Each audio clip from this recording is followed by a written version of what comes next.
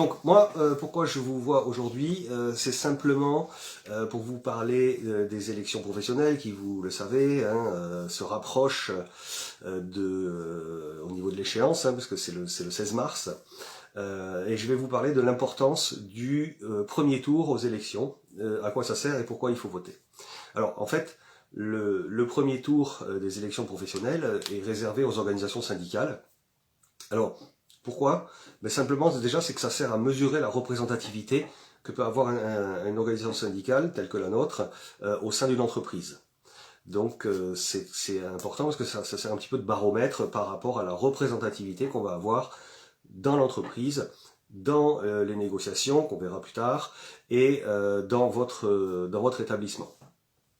Donc, le premier tour est réservé aux organisations syndicales. Cela permet d'établir, ou pas en fonction du résultat du premier tour, ce qu'on appelle le quorum, d'établir soit des élus déjà au CSE et ensuite des délégués syndicaux dans votre magasin. Donc le quorum c'est quoi? C'est simplement, on considère que dans la mesure où 50% des électeurs ne se sont pas déplacés, l'élection aura un second tour qui, elle, sera avec des listes non syndiquées. Si le quorum est atteint, à ce moment-là, les résultats vont donner des sièges au CSE, et il peut y avoir un second tour si il manque des sièges à pourvoir, ou ne pas avoir de second tour si toutes les listes syndicales ont été représentées et élues, ce qui fait que, eh bien, il n'y a pas besoin de second tour. Ça, c'est ce qu'on appelle le quorum. Ce qui est important aussi, c'est que le quorum ne va pas influer sur les chiffres de représentativité, c'est-à-dire que tous les votes du premier tour sont comptabilisés par organisation syndicale et seulement au premier tour, d'où l'importance d'aller voter. Et ensuite, la notion d'être mandaté délégué syndical quand on a obtenu plus de 10% des suffrages exprimés se fait au premier tour, qu'il y ait quorum ou qu'il n'y ait pas quorum. Donc ça, c'est déjà pour l'explication du côté syndical du premier tour des élections professionnelles. Ce qu'il faut savoir, c'est que cette représentativité au niveau des établissements et de l'entreprise va être extrêmement importante. Pourquoi? Mais simplement parce que les accords entreprises que vous vivez au jour le jour, l'accord RTT, l'accord sur le dialogue social, enfin tous ces éléments-là sont des éléments qui vont être négociés par l'entreprise avec les organisations syndicales. Donc, plus on a de possibilités de siéger et d'avoir du poids dans les décisions, plus les accords, puisque c'est notre credo à nous, chez Force Ouvrière, plus les accords vont être en faveur du salarié et non de l'entreprise. C'est très important ça, parce que en fait, on peut très bien se demander à quoi sert un syndicat dans un établissement ou un magasin qui n'a pas forcément de problème, parce que bon, les choses vont bien, et tant mieux. Il y en a quelques-uns, pas beaucoup, mais il y en a. Cependant, les personnes qui sont dans ce magasin-là vont avoir des méthodes de travail, vont avoir des rythmes de travail qui vont être imposés par des accords. D'où l'importance de pouvoir les négocier avec la direction de l'entreprise pour que ces conditions ne se dégradent pas. Donc ça, c'est vraiment très important. Ce qu'il faut savoir, c'est que chez Force Ouvrière, tous nos représentants, donc délégués syndicaux et d'ailleurs aussi simplement adhérents, ont possibilité de faire des formations dispensées par donc Force Ouvrière et son centre de formation, afin de pouvoir vous représenter au mieux. C'est-à-dire qu'ils ont une connaissance qui est quand même approfondie à la fois des accords internes à l'entreprise, de la législation du travail et de tout ce qui est négociation. Et ça, dans quel but? Dans le but de vous représenter. Donc, encore une fois, l'importance pour vous, en tant qu'électeur, de vous déplacer au premier tour pour voter pour votre liste FO présente dans le magasin. Et donc, vous aurez à la fois des représentants au sein de votre magasin et des représentants de tous les salariés en négociation sur le siège pour les accords qui vont régir l'entreprise pour les années qui vont arriver. Les représentants donc qui vont siéger aux accords et au siège ben, ce sont aussi les représentants qui sont là pour aller négocier les augmentations générales. Vous avez pu le constater sur les 2 dernières années, et notamment, il n'y a pas celle qui vient de se passer, mais celle d'avant, où il y a eu un mouvement social qui a permis quand même une forte avancée au niveau de l'augmentation générale des salariés. Ça ne se serait jamais passé s'il n'y avait pas eu d'organisation syndicale. Les augmentations que vous avez sont le fruit de NAO. Je ne parle pas des augmentations individuelles, hein, je parle des augmentations générales. Sont le fruit de NAO et donc de négociations avec la direction. Il est clair que s'il n'y avait pas d'organisation syndicale présente à la table, toutes les augmentations générales que vous avez eues depuis 10, 15, 20 ans, vous pouvez les diviser par 3. Il est évident que la présence des syndicats et leur force de persuasion et de négociation ont fait qu'on a pu obtenir des augmentations significatives, malgré des contextes qui peuvent être un petit peu difficiles. En tout cas, c'est ce que nous dit l'entreprise. Donc, encore une fois, l'importance de la présence de organisations syndicales autour de la table de négociation. Nous, chez FO, vous avez pu le voir dans les tracts qu'on a pu diffuser, on est vraiment pour le bulletin de salaire. Donc, on va demander des négociations autour du fait de transformer des primes en salaire, parce que la prime devient de plus en plus aléatoire, vous le savez, hein, vous l'avez vu dans vos magasins. C'est vraiment le salaire, le point de départ.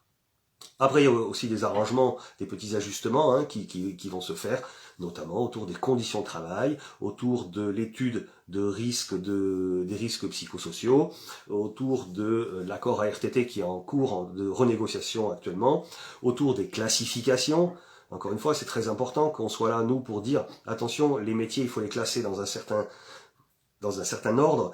Il n'y a pas du tout de notion de métier supérieur ou inférieur, hein, mais simplement que quand on dit qu'on a un type de métier chez Leroy Merlin, qu'on ne nous fasse pas faire 50 ou 60 missions transverses autour du métier que du coup on ne peut plus faire dans les bonnes règles.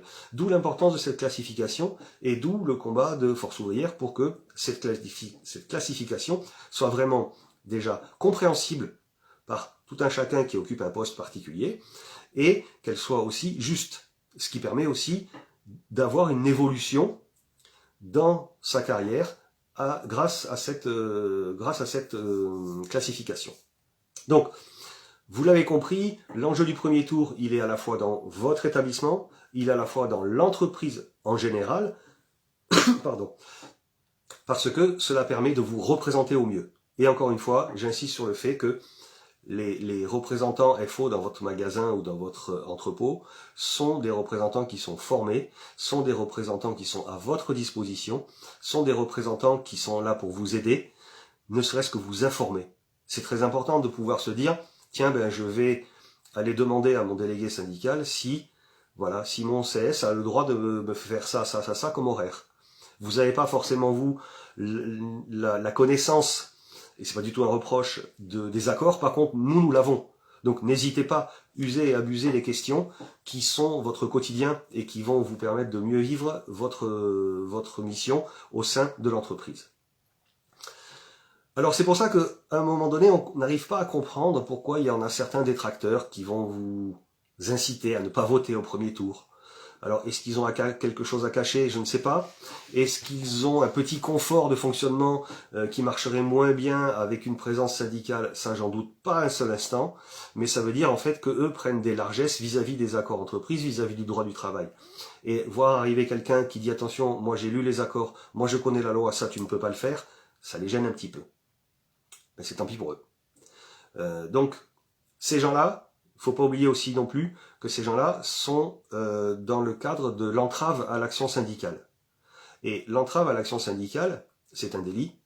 Ce qu'il faut savoir, c'est que ce n'est pas que une entreprise qui peut faire de l'entrave. Je vais vous lire une phrase d'un courrier d'un inspecteur du travail à un directeur de magasin qui précise que, je vous lis, le délit d'entrave peut être commis par les salariés eux-mêmes. Mais il y a aussi quelque chose qui suit dans ce courrier, c'est l'employeur qui ne réagit pas face à de tels comportements ne respecte pas son obligation de neutralité.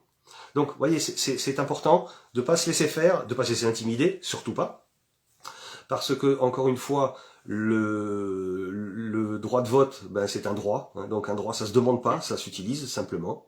Et c'est important parce que plus vous sentez qu'il y a une réticence par rapport à ça autour de vous, plus vous vous dites qu'il y a quelque chose qui ne va pas dans cette entreprise. Une entreprise qui a des représentants syndicaux et qui les respectent beaucoup plus que ce qu'ils le font, ce qu'on le fait dans notre entreprise, sont des entreprises qui n'ont pas grand-chose à cacher ou qui ont aussi quelquefois des problèmes d'organisation et de fonctionnement, mais qui vont prendre avec eux les organisations syndicales pour en discuter et pour aller de l'avant.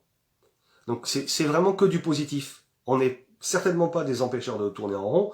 Par contre, on est là pour notre vigilance à dire attention, ça ne se fait pas, ça c'est interdit, ça devrait se faire pour le confort des salariés. Et encore une fois, pour vous défendre, quoi qu'il arrive, au niveau des instances nationales.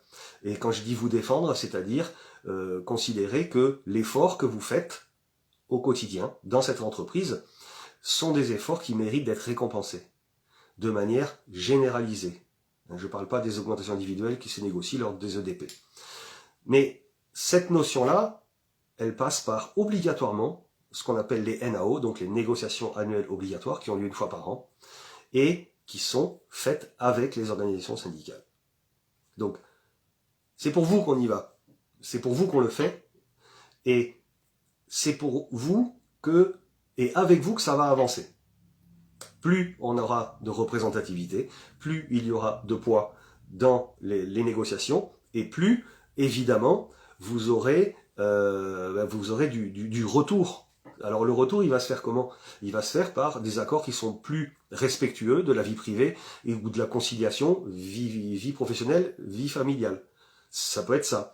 Ça peut être des augmentations générales, comme on a réussi à en négocier quand même, qui sont plutôt intéressantes, qui sont beaucoup plus favorables à ce que l'entreprise peut proposer. Grosso modo, pour vous donner l'idée, suite aux mouvements sociaux qu'il y a eu il y a 1 an et demi, on est parti grosso modo de la proposition de l'entreprise pour la multiplier par 3 quasiment.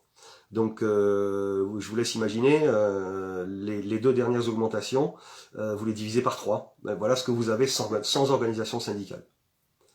Et encore une fois, je répète le positionnement de Force Ouvrière qui est de dire que nous, ce qui est le plus important, c'est pas de dire je veux une petite prime par-ci par-là, je veux la petite prime d'inflation et après on n'en parle plus. C'est non, je veux du salaire. Je veux du salaire parce que le salaire il est acquis, le salaire on va le garder, et le salaire est une récompense de tout ce que nous produisons comme richesse pour l'entreprise.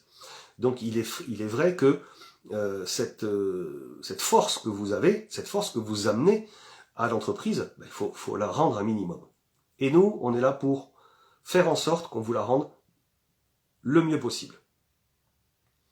Voilà, j'espère que je vais pas être trop long, j'espère que j'ai répondu à vos questions. De toute façon, sur le site, vous pouvez poser vos questions. Vous n'oubliez pas surtout de liker et de partager. Et puis, encore une fois, hein, vos représentants Force Ouvrière dans les magasins sont actuellement en campagne électorale, donc vous verrez beaucoup passer de tracts avec des numéros de téléphone dessus, vous verrez passer vos représentants du personnel dans le magasin. N'hésitez pas à les interpeller, à leur poser les questions qu'il faut, et surtout allez voter. Et l'idée en fait, c'est que c'est une équipe qui se présente à vous. Il n'y a pas grand chose à dire autour de ça, mis à part que ces personnes-là, c'est un collectif qui va travailler chacun avec ses possibilités et avec ses domaines de compétences sur un domaine. Donc quand vous votez pour une liste FO, ne rayez pas de nom, ça ne sert pas à grand-chose, mis à part à ce qu'il y ait éventuellement des compétences qui ne soient pas forcément utilisées. Donc votez pour la liste entière. Voilà, j'en ai fini avec ce petit live. Je vous donne rendez-vous donc le 16 mars. N'oubliez pas d'aller voter.